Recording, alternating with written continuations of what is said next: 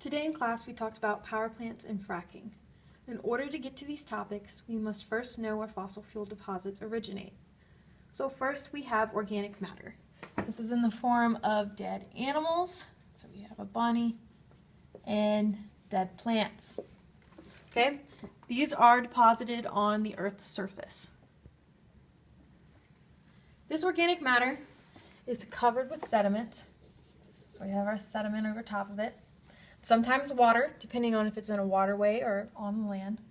And then over time, the sediment creates a lot of pressure. This forms sedimentary rock, called shale.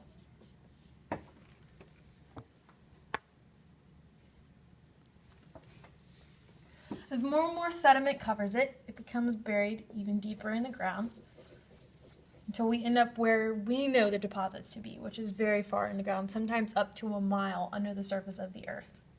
Eventually, the organic matter itself decomposes and hydrocarbons are all that's left. So these are your hydrocarbons.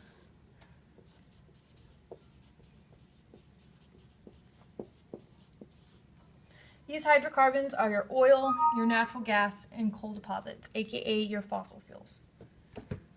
Okay, so if they're so deep under the surface, then how do we get them? Well, by now you're familiar with the process of fracking. You've not watched the videos on the notes PowerPoint that I have already posted. Watch them before I move on. Okay. So we know we have this layer of shale. This is where our fossil fuels are deposited. We'll say this is our layer right here. Now, fracking. Fracking occurs at the surface, so we'll say this is the surface. We have a massive drill. This drill goes down into the surface of the earth until it reaches this shale layer. Once it reaches the shale layer, it curves until it is moving horizontally.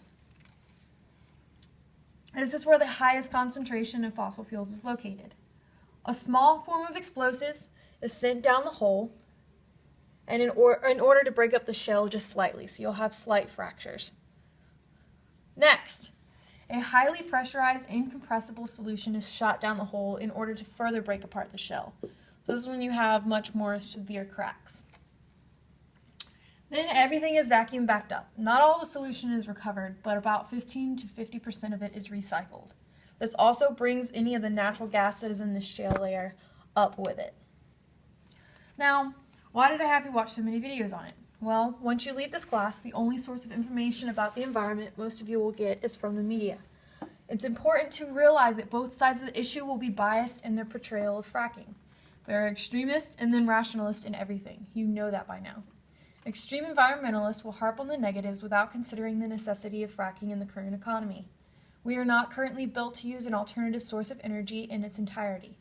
Obviously, the big oil and gas companies want you to believe that it is safe because they want you to believe their product is safe, so more people will not be scared into using alternative sources of energy. Then you have the rationalist. The rationalists realize that there are potential harms from fracking, but also recognize that it is our best option at the moment. They don't think we should rely on it forever, but accept that it is a necessity in order to supply the current demand of fossil fuels. Last, how do we turn these fossil fuels into energy we can use? You obviously know about using them to fuel a car, but how can we use them to supply energy to a house? Well, the answer is a power plant. We talked about them briefly the other day. You do need to know how a power plant works for the AP exam. They will ask you about it. So I'm going to give you a quick diagram about it. An easy explanation would be to compare it to like a pot of boiling water. The heat that we are using to boil this water comes from burning coal. This is coal. This water starts boiling and we have steam coming out the top. At the top of this container, it's actually shaped like an inverted funnel.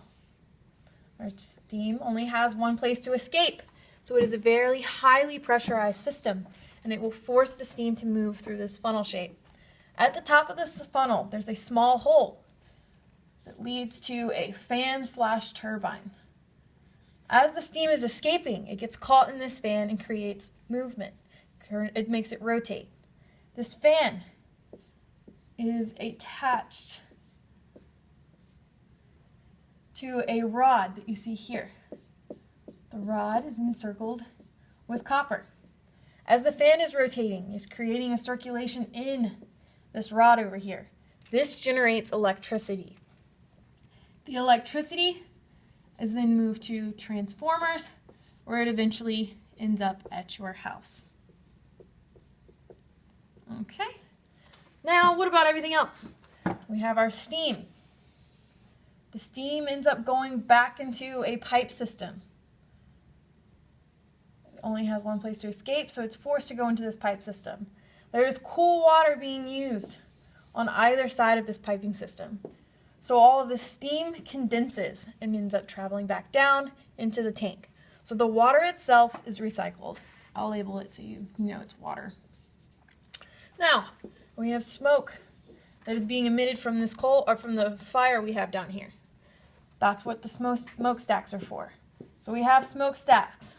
Inside the smokestacks, we have what is known as a scrubber. Okay? The scrubber helps clean out the air before it is emitted back into the atmosphere. Now, the same setup is used for all power plants. The only difference is the source of heat energy, such as coal in this case, or nuclear. Hydroelectric power uses the same setup minus the huge container.